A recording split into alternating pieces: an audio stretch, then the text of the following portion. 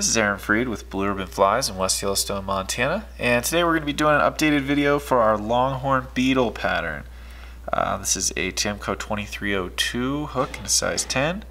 We're using a 6/0 black Semperfli thread, and the reason we're updating this video is the tiger strips that we used for this for years are no longer available.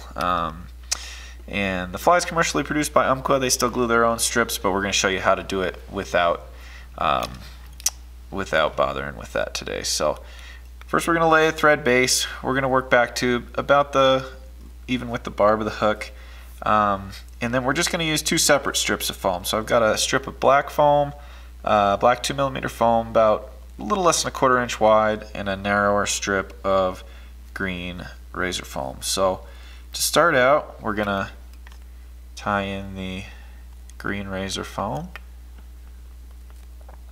and we're going to have two segments on this fly. Our rear segment's going to be a little longer, so I usually start my foam about where that break between those segments is going to be, just to make a nice even base underneath. Then on top of that, we're going to tie in our strip of black foam and wrap back to that same point.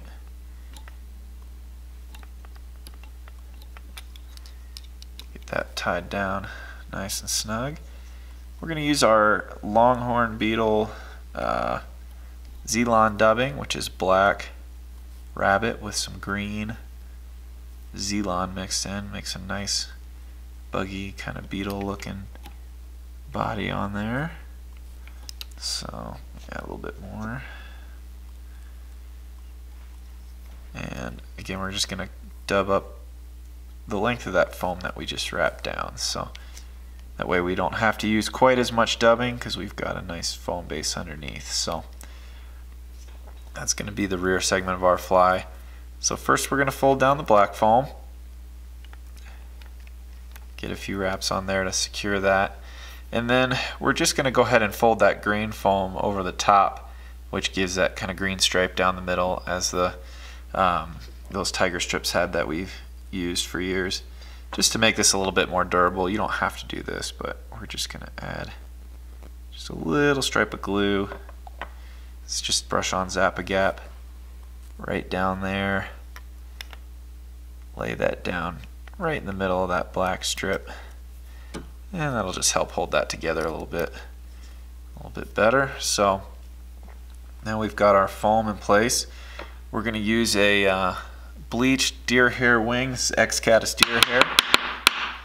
Got some in the stacker already. You can also use bleached cow elk, works well also on this fly. And one thing I like to do is make sure to tie a nice bushy tall wing. That really helps you see this fly as well as that green stripe. So I like to measure it about the same length as that rear segment.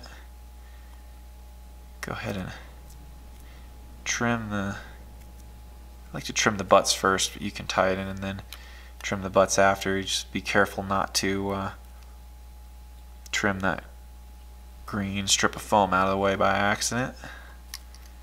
So we're going to cinch that down nice and tight. Hooks tilting a little bit there.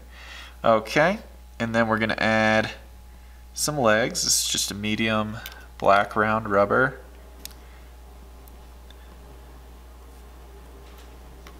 Tie a piece on each side, and I just get a couple of wraps on there to just hold them in place, and then you can kind of wiggle them around to where you want them to be. A couple more tight wraps to kind of really cinch those down.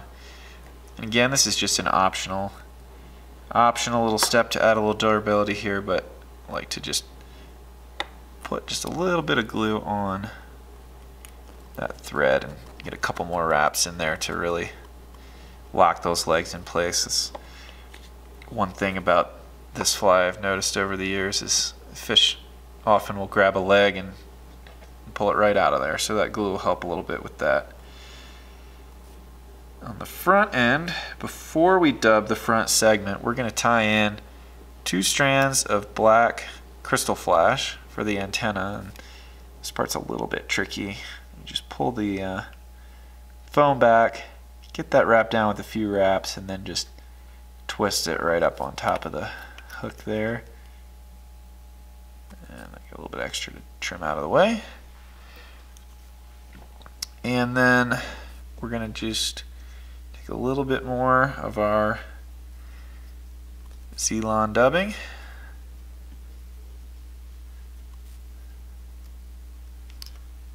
And just go ahead and dub a little bit of a head right in front of the wing there. Since this segment's so short, I don't bother gluing the foam on the front segment, but wrap both of those pieces down there. A couple of good wraps. Pull all this out of the way. A couple of wraps in there to lock everything in, and then once again pull it all back. Whip finish the fly. We'll go ahead and trim our foam. Try to be careful not to cut the antenna off. I'll go ahead and trim those about the length of the body, maybe just a smidge longer, and then you can go ahead and trim your legs however long you want those. And that's it. That's the Longhorn Beetle.